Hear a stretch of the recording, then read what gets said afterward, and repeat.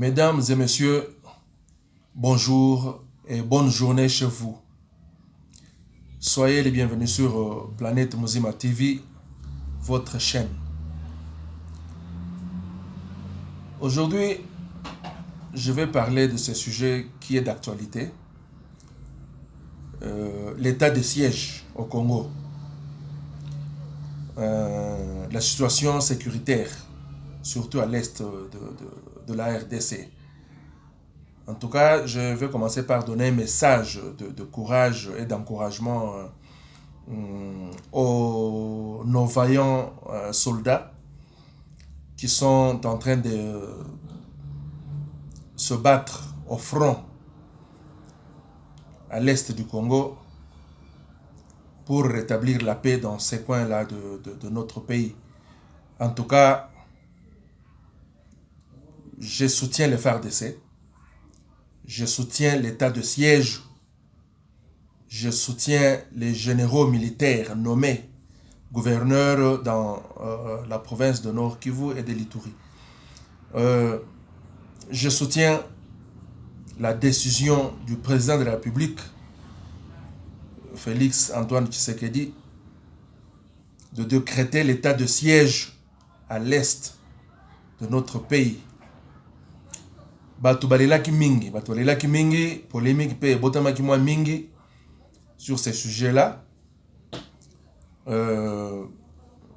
Yango fachita mwavandi akanisi abino carte ya suke zao ezanini état de siège. État de siège pona milelo ya bana est elekaki ebele. Alors yango bon biso tokutika la ce matin, on s'est dit non, on doit soutenir cette position-là du chef de l'État. État de siège. État de siège, c'est-à-dire l'armée prend la gestion de ces coins-là. Tout entre les mains de l'armée. Alors ça, c'était une décision qui devait plaire à tous les Congolais. Mais malheureusement, quand ndenge zalaka batu pe ba mususu pe ba moni kete zamabe, parce que juste quand il a décrété l'état de siège, il y a des voix qui se sont levées, même à l'est, là où les gens meurent chaque jour, tués par des groupes armés. Alors on a entendu des voix se lever, au batu pe ba moni kete état de siège té. Mais finalement, qu'est-ce qu'on cherche au Congo? Le président Tekimboka, président Tekimboka et tout ça.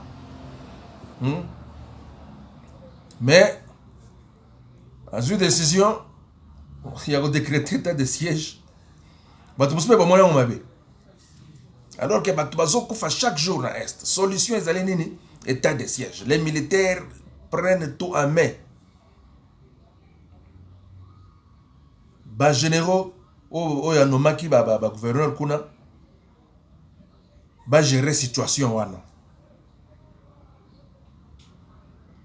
parce que ba autorité civile quelquefois ils n'ont pas toutes les informations et ils maîtrisent pas ba domaine de la sécurité. C'est ainsi qu'on a dit non, bon voilà, cette fois-ci toi tu as militaire, on va gérer situation wana. C'était vraiment un geste de courage, une décision vraiment courageuse de la part de Mokonzi Mboka. Nous sommes déjà avant, nous avons déjà une prophétie. Nous avons déjà que tant Ezoya, tant Ezoya boye Ndoki, parce que Ndoki moi les sorciers je l'appelle pas son nom, sorcier. Pour gobenga ndokite mo santo jamais bato kansi ki ndokezala kopimba likolo na butu et tout ça kopimba likolo soki ya likasa ya manga so na likolo ya likasa bitabe non ki ndokeza ba mutema mabe ndokiza mutema mabe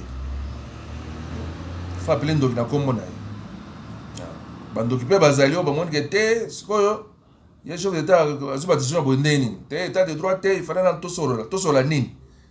Il y a un chef de l'État, il y a un des chefs. Il y a un des camions.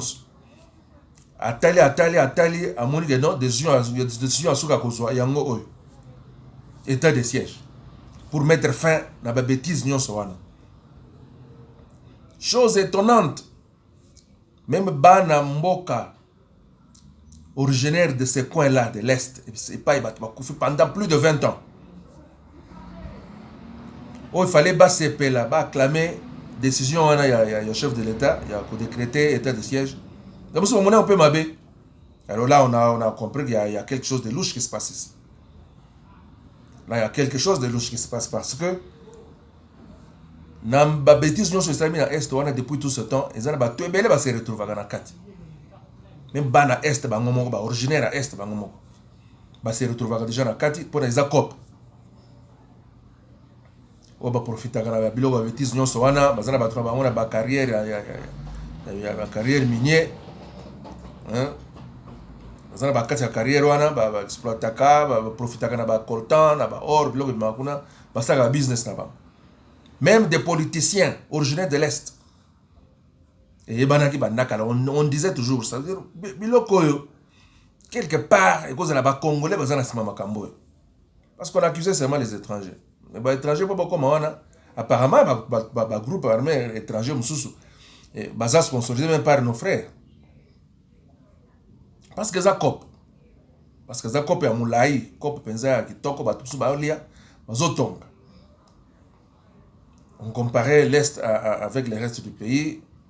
On était dans l'Est, bazotonga, mais je pense que c'est les appris à Makila, il y a bandeko, bazokufa. C'est au prix du sang qu'on construit l'Est. Pour bato basa la mbongo na batonga biloko amene na Est, ils trouvent l'argent où? Parce que moi, on a des copes kaka wana isla na ba minéraux wana. Ils en ont. Alors sikoyo, tu es content de moni que bon. Où ils makamusus. Donc on ne peut pas comprendre comment balini bacha ba mettre fin. Na eloko ezako selema a. Bacha fin avec l'état de siège, ils ont une méthode d'attaque. Yasouk. Mais vous êtes là, vous criez non, président, il faut aller à là et tout ça. Il y a un musicien là qui a chanté. Il est de l'Est, ce type. Comme on a reconnu, déjà, Tekimboka, Félix, Tekimboka, et voilà, Batwazokufa, Zoyate, Azo c'est la fête, appelle-moi si na fleur, appelle-moi si na bisous, kuna na Est, na Beni, Batwazokufa. Oh. C'est pas possible. Entre-temps, binoka na kati ya Beni wana, quand on tue les gens là, babomba tuna butu, na tongo ba voisin, ba sali pe fête anniversaire à ban. Na musu pe ba sali mariage, fête pe salemi, ba tupe babini. Mais président pe sema sine fleur, oh te, bien ba tozo ko fa na Est. Oh, papa. Bon sikoyo bon, état de siège casse. Ok, est-ce que c'était le moment? Oh, le moment n'y a pas d'état de siège. Le moment, c'est lui le président, il a jugé que c'était le moment. To soutenir Kakande ba mapinga wana, to soutenir ba gouverneur militaire wana, ba soldat na biso tout, au baké na front, to soutenir bango, bako si ça va bêtise wana dans peu de temps. La bêtise wana est aussi là. Bako si ça va bêtise wana.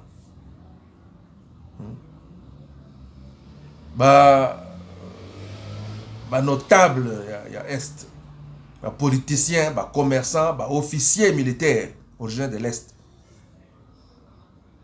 Ils étaient complices dans la COP wana nyonso, il y avait des bêtises nyonso et salami na Est pendant tout ce temps, plus de 20 ans. Zoko bazako se retrouver na kati. Mais tout chanan ba oyo. Tout le monde ba autorité civile oyo. Tout le monde ba généraux oyo. Et puis ils sont non originaires de l'Est.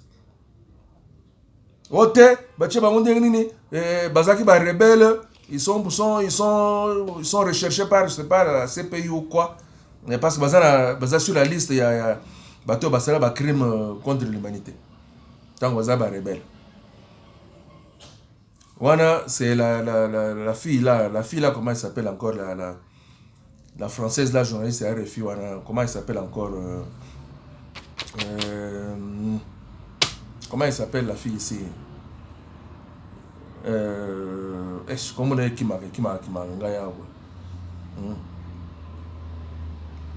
Azandoki, à la veille, kaka, gouverneur militaire, il y a un tweet. Oh, bah, oyo, baza recherché, bazaki ba rebelle.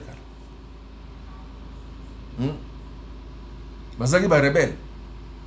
Cette fille-là, elle est sorcière. Bazaki ne se moka ndenge, bazaki kolia, bamboka na bino na ba maître na bino, bazaki na libanda, multinationale. Boza na sima makamyo sona boliaka. Pour otala omona que non, état de siège za logo mabe. Ça, il faut être sorcier. Si on lobby sorcier, oh non, bafingi te, sorcier ndoki, babenga azandoki. Pour changer comme bote. Ba jeune ya est, boleli le liao, bateki mboka, bozo sa, bozo na, bozo kufa. Moi j'ai vu même Inagosi na Nyarugab. Bah, lobby non, on ne peut pas aller là investir un gouvernement pendant que Batouako Fanaben. Alors que pendant 18 ans, les gens mouraient à Beni toujours, à l'Est. Les gens mouraient chaque jour. Mais vous étiez là au Parlement, il y a bien un FCC, il y a PPRD, vous étiez là, calme, vous allez vivre bien, nous sommes calmes, vous allez battre dans l'Est, Batouako. Si on va investir le gouvernement, j'étais étonné ce jour-là. On a parlé de peuple. Non, on ne peut pas venir voter la loi, investir le gouvernement pendant que na beni batwazo kufa trop. Oh, bano bacha gouvernement sikate. Pour gouvernement sikaka sezo ya na makambo sika. Pour nous opé ba solution ya makambo kuna na est. Yo lobi tete toko voter te. Opposition modèle ni bino boye nango.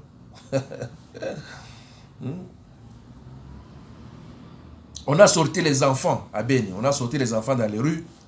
C'est la marche, protester. Que nos présidents font aya kakao, la kaki qui font aya. Président ya Beni.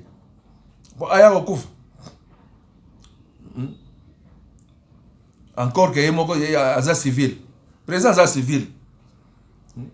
Vous avez aya na Beni ya kosanya. Aya kobunda. Ye abi kosima mandukite. Tozalaki on a président Bozaki na Raïs 18 ans. Un militaire, général-major. Raïs, général-major. Batwazo kufana est, on a jamais na mona population est babimi, ote président yo fo yawa. Yekutu mutaiba oti kobeta manduki. Oya civil nde borobité, il faut ya kakao, manipulation. Moi, je suis Sonia Rollet, comment on est Sonia Rollet. C'est une sorcière. C'est une sorcière. Moi, na wosenga ya azonga kaka, ake sala kindokine na France kuna. Atika bisoto aussi ça ba bêtise na est wana. Sonia Rollet. Lokuta à tout moment jamais ba depuis que était de siège bandikuna. Ba FARDC baza ko conquérir ba village, ba territoire chaque jour. Alors la kangote na ezana Twitter, ezana ba information ba pesa il n'y a rien, elle ne parle pas de ça. Mais côté la kaka ono, te ka ko critiquer. Ba gouverneur ozolo ba wana bazala ba rebelle. Guerre récile depuis 2006. Bango ba rebelle tout bazonga ba côté na gouvernement 1+4 ils étaient là. Basala kapona mboka wana depuis ti lelo balubolu kaka bangote liste ezalaka te sikonde bachie bango ke non basi sama kambo ezana est ote bazaki ba rebelle. Oh nani azala rebelle à part ba fachi o IDPS? Tout le monde au Congo là bazala ba rebelle à part l'UDPS. Raïs Avana maman na rebelle. Jean-Pierre Bemba yana maman na rebelle. Robert rebelle. bazaki belé ba rebelle ba main de la mer wana ba rebelle ba tambwe mwamba so des rebelles baza recherché te kaka deux généraux wana botika biso botika ba bêtises wana on va mettre fin à toutes ces bêtises là vous allez voir nano yindi te egoinda kuna boko sentir hein? On va ravager, on va exterminer tout ils seront exterminés. Moto moko yoko ya wana bo mona. Bako tumba zamba, tout à place bako batam. Donc totika ba embrouillement, ba ONG, oza basé na est, ba ONG, vous êtes manipulés, vous êtes achetés depuis longtemps, on vous connaît. Botika ba bêtise. Soutenons les FARDC. Soutenons les présidents de la République. Na ba décision azozo. Azana besoin de soutien à biso ba Congolais. Pour réussir cette mission-là. Il a besoin de nous. Donc, il faut tout soutenir. Il faut tout soutenir ba soda na biso. Ba koko si ça ba bêtise wana comme ça. Qui met côté na est. Pour tout tika nan makambo. Bino ba ONG wana. Na yebi ke bozolia poso kika ba guerre c'est donc bokolia so wapi boko pesa rapport nini boko zo financement wapi to yebi ba cop na bino mais cette fois-ci boko suka na robaka ngo déjà kala chikondu ni dibe ni chikumbana chabanga bukubikila no kumo tambo mwambe wewe ni ye chingoma boom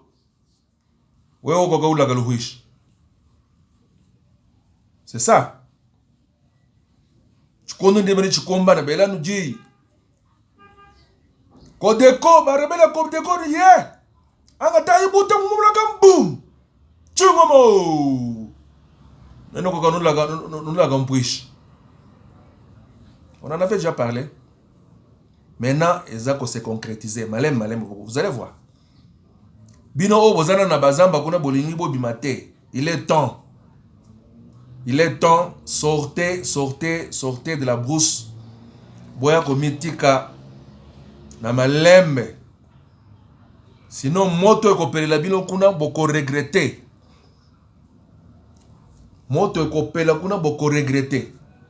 Il est temps. Bobima na ba buzo na bino nyonso wana. Bomitika. Hein? Il est temps bomitika bino moko po moto ezoya ya volcan boko va résister na moto. Alors faut faire attention, faut lire les signes de temps. Ngongese belele bobima na bazamba wana po kanda ya mokonzi eza kanda ya nzambe, kanda ya fachi eza kanda ya nzambe. Moto kopela na bazamba wana eri yango yo bobima sinon bokolela.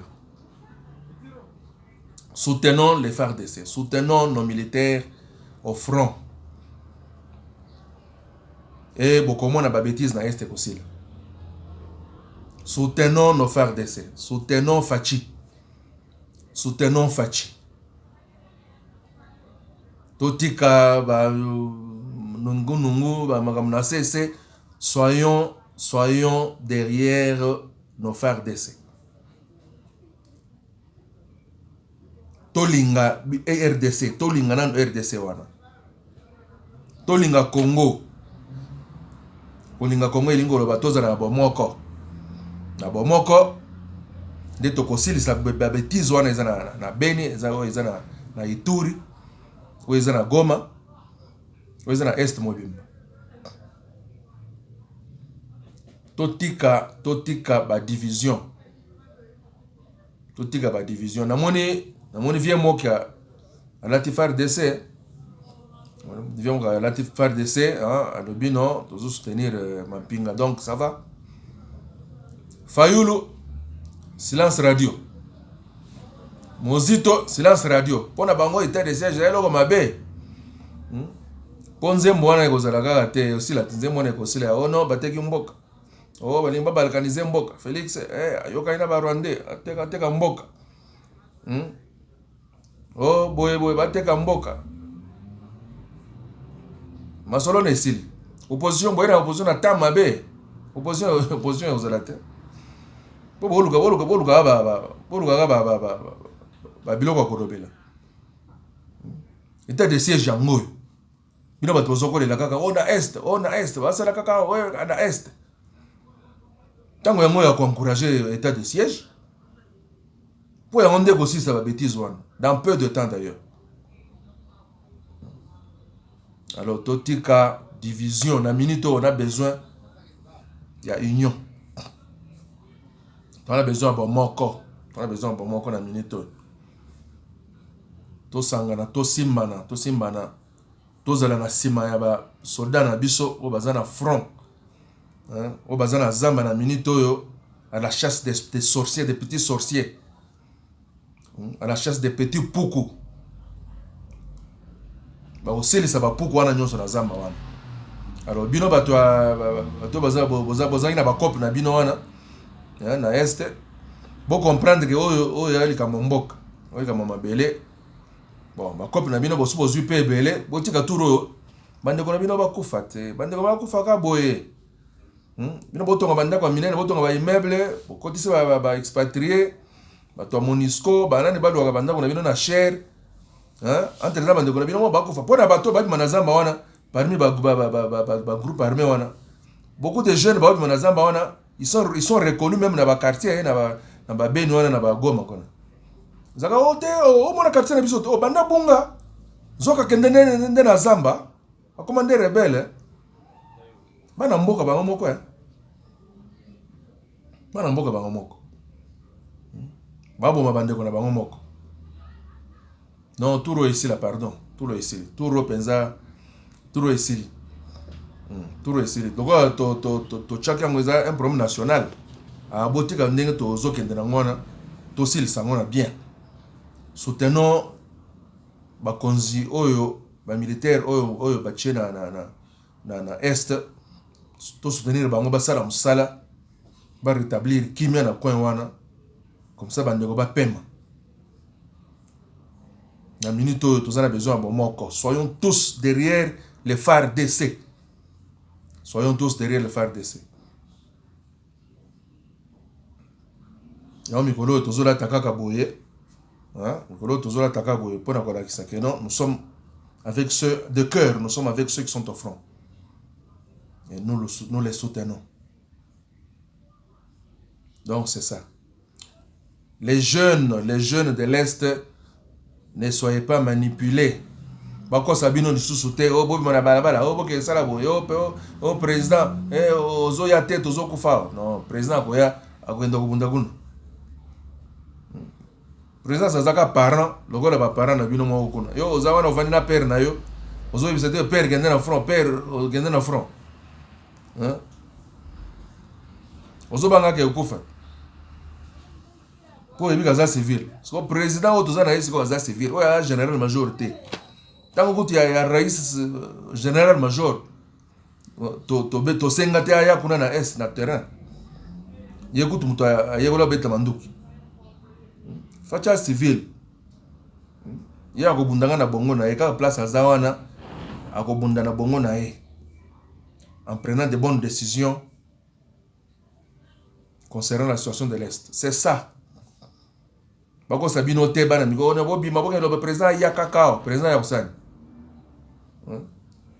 président ya Osani yende mukolo kaka yako osisa nini kuna ba mikolo bebele bavandi wana o batinde bino wana o batinde bino bobi ma wana ba makenda ka fronte c'est pas baba civil bo soutenir ba gouverneur o ba yeba militaire wana soutenir le ba ko sala musala ba ko zongi sa kimia. Ils sont là sur demande, il y a chef de l'État. Alors, il faut les soutenir. Il y a un groupe de soldats qui ont makasi pour bâtir les bêtises, pour vivre une vie normale. On dit que pour aller là. Je pense que je suis à la fin. En tout cas, partagez la vidéo. Bon like, paye yango. bo like pe yango, bo like vidéo yo, puis bo distribuer yango, bo panza yango makasi. Et puis n'oubliez pas de vous abonner sur notre chaîne Planète Muzima TV. Abonnez-vous massivement, intéressez vos amis, vos familles. Beaucoup m'a ébélé pour la chaîne Nabiso Kende Liboso. En tout cas, merci beaucoup pour la tout Sukiawa. Pour la tout Sukiawa.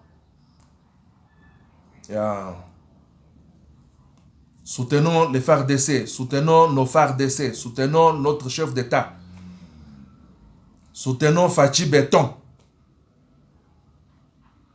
Soutenons nos militaires au front. Allez. Bonjour chez vous. Allez, au revoir. À la prochaine.